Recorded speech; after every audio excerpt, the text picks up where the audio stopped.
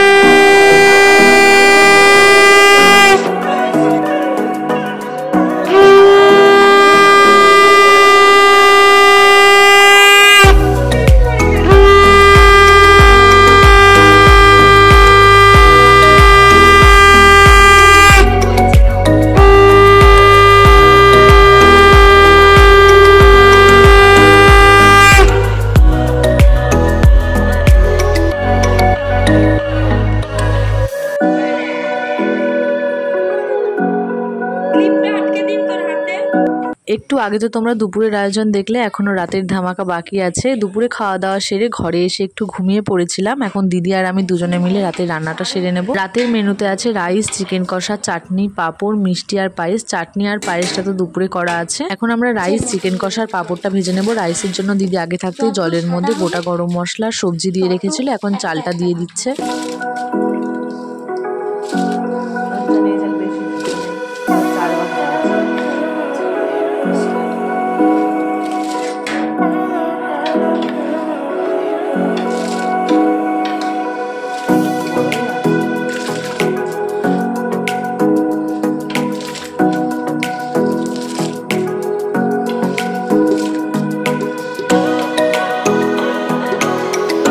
এদিকে আমি পাঁপড় ভেজে রেখে দিয়েছি, আর বাটিতে রয়েছে গোটা গরম মশলা, শুকনো লঙ্কা, তেজপাতা। এখানে আমার চিকেন কষাটা হয়ে গেছে, আর ওদিকে দিদি রাইসটা রেডি করছে।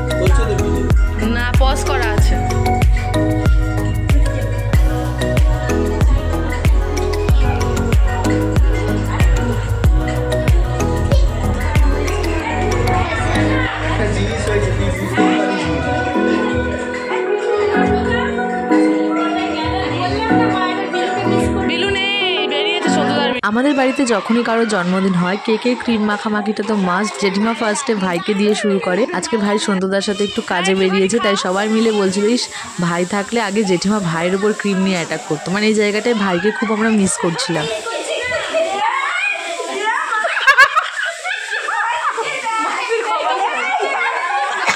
তারপর এখানে এক এক করে বাচ্চাদেরকে খেতে দেওয়া হচ্ছে। দিদি, আমি, সোনামা, বোন সবাই মিলেই পরিবেশন করেছিলাম। তো চলো আজকের মতো বার্থডে ব্লগটা এখানেই এন্ড করছি। ভিডিওটা ভালো লাগলে একটা লাইক করে দাও আর আমাদের গুড়িয়াকে অনেক অনেক অনেক আশীর্বাদ করো।